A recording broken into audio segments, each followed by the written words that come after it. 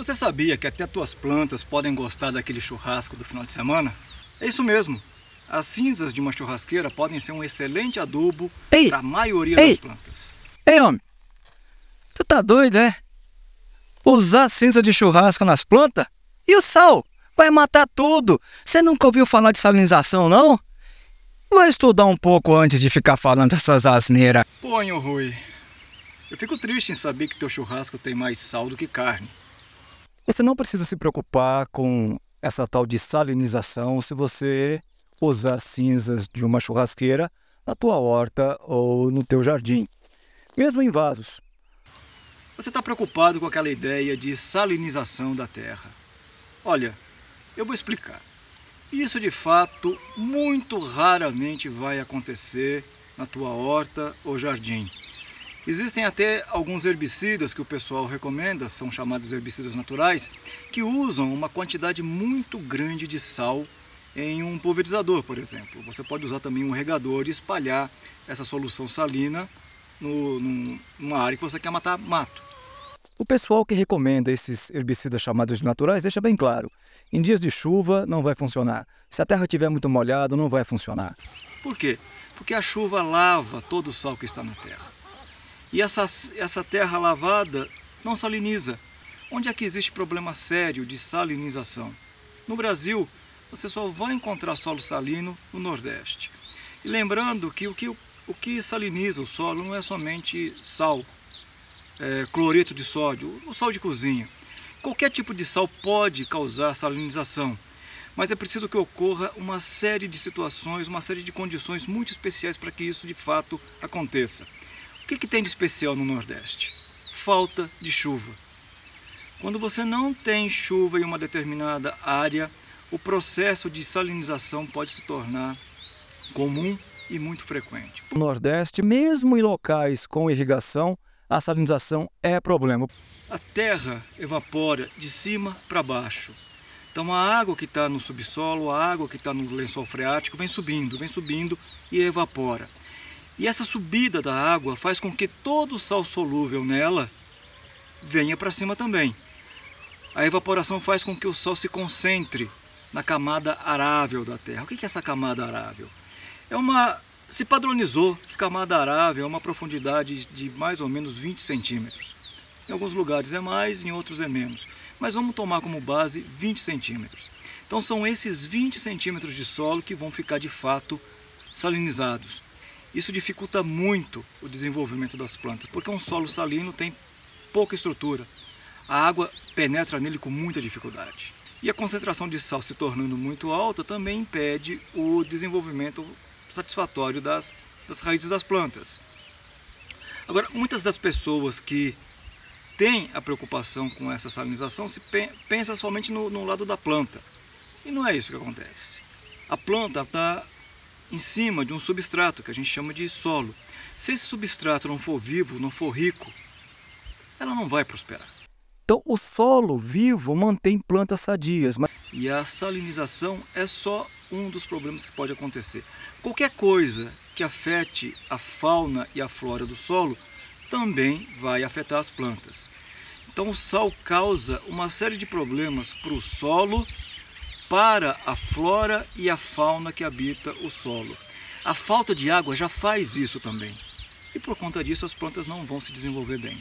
Agora, imagina o seguinte, você pode fazer um experimento aí na tua casa. Pega um copo com água e coloca uma colher de sal, dissolve bem. Dá uma colher de sopa de sal, dissolve bem. Despeja esse copo de água em um prato, ou numa forma de bolo. E coloca uma esponja, dessa bem fininha, em cima dessa água. Só coloca e deixa evaporando. Você vai ver que depois de um tempo, quando a água estiver já praticamente toda evaporada, o sal vai se acumular na superfície da esponja. É isso que acontece também no solo. Então, em regiões secas, o problema de salinização realmente ocorre. Não vai acontecer na grande maioria do Brasil. Nas regiões onde a chuva é frequente e abundante, salinização não é problema. E salinização não vai ser problema na tua horta, não vai ser problema no teu jardim se você irrigar com frequência, mesmo que você aplique cinzas de uma churrasqueira. Agora tem um outro detalhe, tá? Imagina a quantidade de sal que você tem em 1 quilo de cinza, por exemplo, depois de um churrasco. Um churrasco tradicional, aquele que você faz no final de semana para reunir a família e os amigos, quanto de carvão você gasta? Você gasta aí 4, 5 quilos de carvão. Isso vai dar, quando muito, se o carvão for bom, meio quilo de cinza. Esse meio quilo de cinza, quanto que você tem de sal nela? Quase nada, a não ser que você faça como o Nhorui. Asse mais sal do que carne. Se não for esse teu caso, a salinização nunca vai ser problema quando você usar as cinzas da churrasqueira na tua horta ou no teu jardim. As cinzas são ricas em potassa. Potassa é qualquer mineral que contenha potássio na sua composição e que seja solúvel em água. Quando você aplica potassa no solo, você melhora a estrutura do solo, você faz com que o solo aumente sua capacidade de retenção de água e ainda protege as plantas contra o ataque de fungos, melhora o sabor e a qualidade e a quantidade daquilo que você produz. Mas não esquece que tem a gordura da carne. Essa também faz mal para as plantas, não é não? Ah, de novo essa história de gordura na carne. A gordura faz mal para as plantas. Vamos lembrar uma coisa. Todo material orgânico, gordura é um material orgânico, pode ser compostado. Então a gordura de fato não é um problema. Você pode levar ela para compostagem. Crua ou liquefeita depois de um assado. Agora, em Nhorui. Se o senhor faz churrasco de picanha, que é só gordura e nada de carne, talvez no fundo da sua churrasqueira você tenha aí quase que um sabão. Sabia que tem gente que usa cinza para fazer sabão? Basta misturar água, cinza, um pouco de calor, enfim, você tem sabão de cinzas.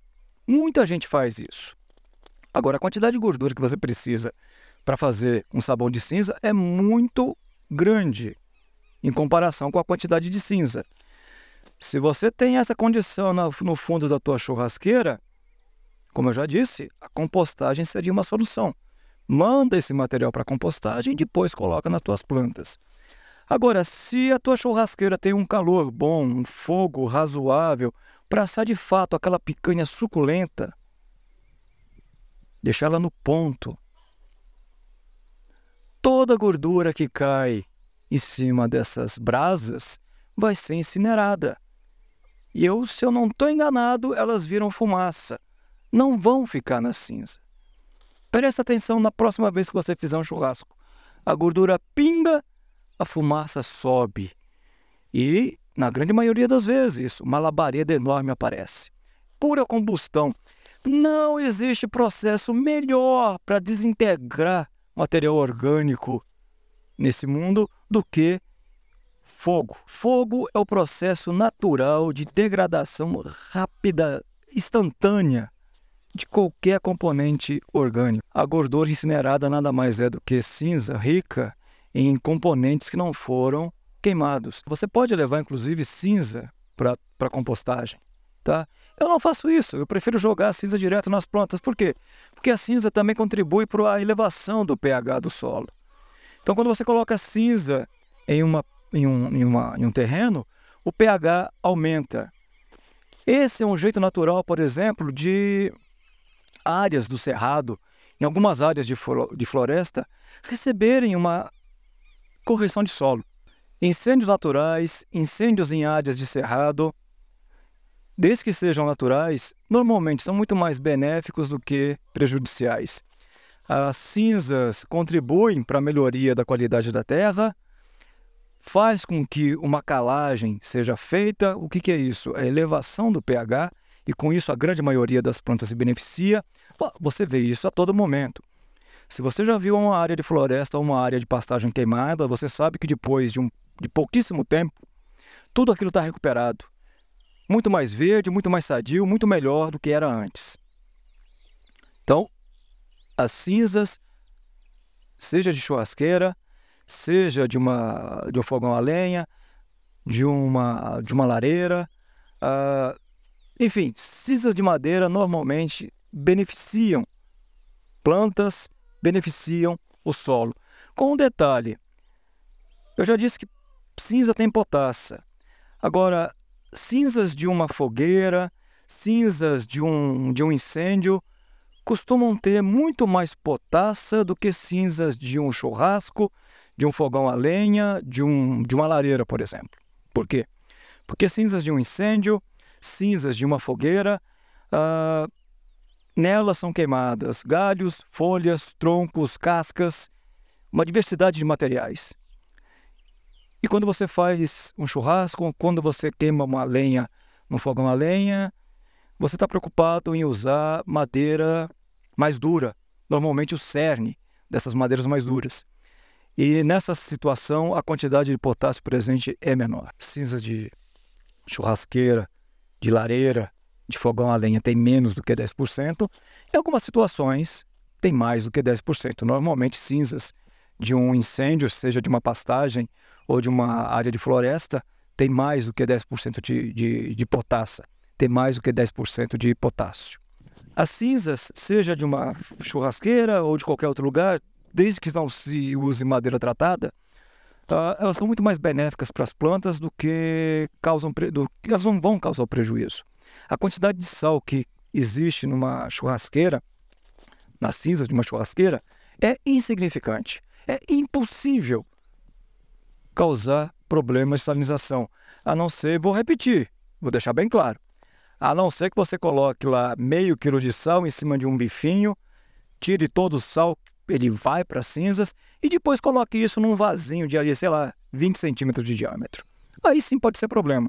Agora, com certeza, se você lavar muito bem essas cinzas que você colocou nesse teu vasinho, o problema de salinização não vai acontecer. E esse é um detalhe importante. Não vale nada você aplicar cinzas em canteiros, cinzas em vasos, em fruteiras e não molhar. Se não chover em cima, não vai haver a solubilização da potassa. Não vai haver a liberação do potássio para as plantas. Então, é preciso que tenha água. Se você achou essa nossa conversa interessante, me ajude a levar ela para mais pessoas. Comente no vídeo, faça como esse nosso amigo aqui, que deixou seu comentário e ajudou na produção desse vídeo. Deixe o seu gostei ou não gostei, divulgue o vídeo nas suas redes sociais. Até a próxima!